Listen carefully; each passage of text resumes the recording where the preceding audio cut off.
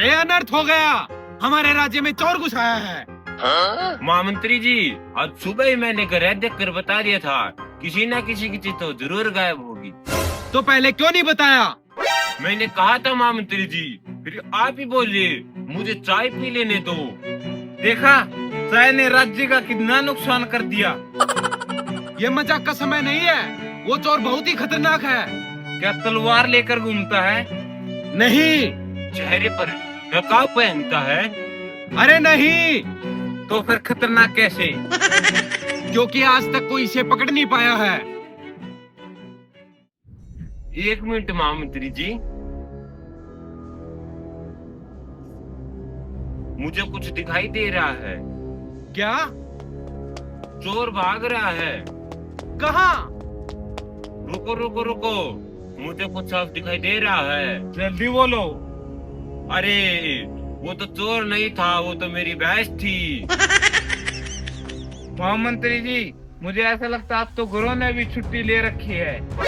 महामंत्री जी, मेरे पास ऐसी दुआई है, चोर खुद चलकर आपके सामने आएगा। कैसे? मेरे पास ऐसी कड़वी दुआ है, जो भी चोर होगा डर के मारे खुद कबूल कर लेगा मैं ही चोर हूँ। और अगर वो नहीं बोला तो? फिर समझ लेना वो मेरी दुआ पी चुका है। आज की दवा पीने के बाद आदमी चोर नहीं शायर बन जाता है। क्यों? पिछली बार आपने जिस आदमी को काढ़ा पिलाया था, वो कह रहे थे घूट में बचपन याद आ गया, और दूसरे घूट में तो सीधा भगवान याद आ गया। तुम दोनों बस करो, राज्य संकट में है। हम तीनों मिलकर चोर का हुलिया बनाकर देखते हैं। अच्छा ठीक है, मेरी गणना के हिसाब से उसकी 2 आंखें हैं। ये तो सबकी होती हैं। नहीं, मेरे एक मरीज की एक ही आंख थी। 2 कान भी हैं। वाह, अब तो आधा राज्य पकड़ लेंगे। मेरी तरफ से जोड़ लो, उसका एक पेट भी होगा। बहुत बड़ी खोज कर दिया आपने तो। मतलब तुम दोनों की मदद से एक बकरी भी नहीं पकड़ी जाएगी।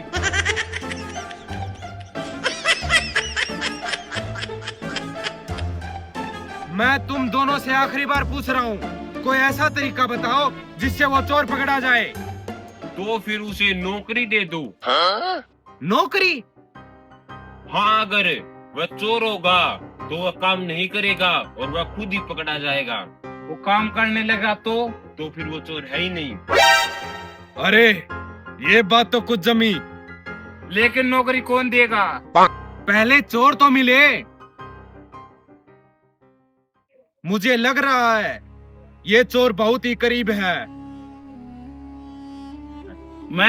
अरे मैं लोगों का बुखार चुराता हूँ, किसी का सामान नहीं। और मैं तो लोगों की टेंशन चुराता हूँ। टेंशन नहीं, पैसे चुराते हो भविष्य बताने के नाम पर। भविष्य तो मुफ्त में नहीं देखा जाता महामंत्री जी, उसके लिए कुंडलियों का रिचार्ज करवाना पड़ता है। सही बात है, बिना फीस के तो बीमारी भी ठीक नहीं होती। ठीक है, अब सबकी तलाशी होगी। महामंत्री जी, पहले आपकी होगी। मेरी क्यों? जो सबसे ज्यादा चिल्लाता है, शक उसी पे जाता है। अच्छा, लो कर लो फिर। महामंत्री जी, आपकी इस जेब में क्या है? लो, ठीक से देख लो, रुमाल है, कोई परमाणु बम नहीं। और दूसरी जेब में देख लो, आईना है। महामंत्री होकर आईना क्यों रखते हो? ये इसलिए रखता हूँ ताकि पूरे राज्य में कम से कम एक ईमानदार आदमी तो दिखे। और इस तीसरी जेब में कागज कैसा है? ये शिकायत सूची। इतनी छोटी? ज्योतिष जी, अब आपकी तलाशी होगी। जरूर लीजिए महामंत्री जी।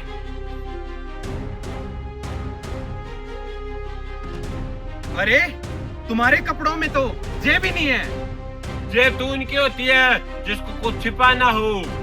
फिर ग्राहक से ली हुई फीस का छुपाते हो? फिर सामने वाला खुद मेरे हाथों में रख कर चला जाता है।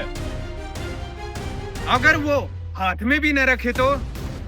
फिर मैं उनका भविष्य इतना खतरनाक बता देता हूँ जिससे ग्राहक का खुद मेरी जेब ढूंढने लग जाता है। और हकीम जी, आपके इस जादुई थैले में आखिर रखा गया है?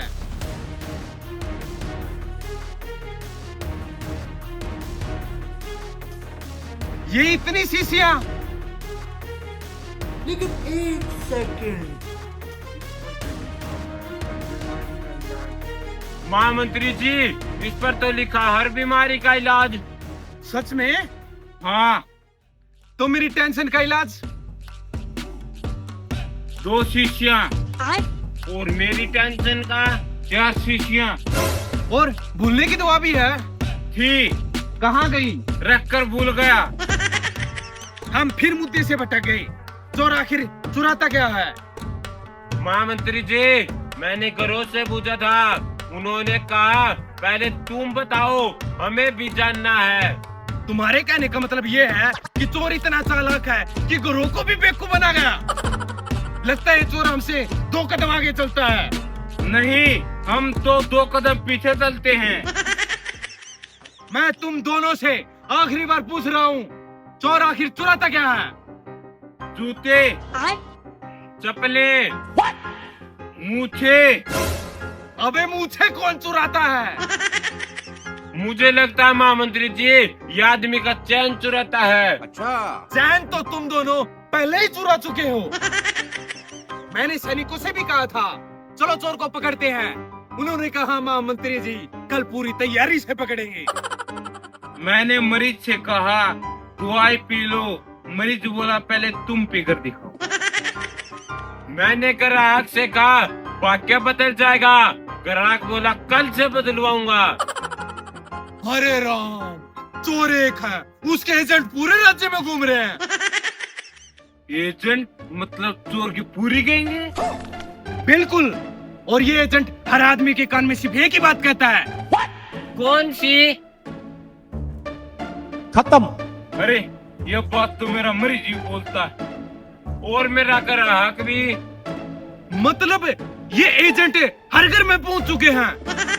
मुझे तो लगता है ये एजेंट दिखाई नहीं देता। क्या हुआ की तरह है? नहीं, क्या मच्छर की तरह है? उससे भी ज्यादा खतरनाक। तो वो असली चोर घर में नहीं, दिमाग में बैठा है। इसलिए आदमी काम करने से पहले कहता है कल कर लूंगा। वो कल कभी आता नहीं। बिल्कुल, यही तो इसकी सबसे बड़ी चोरी है।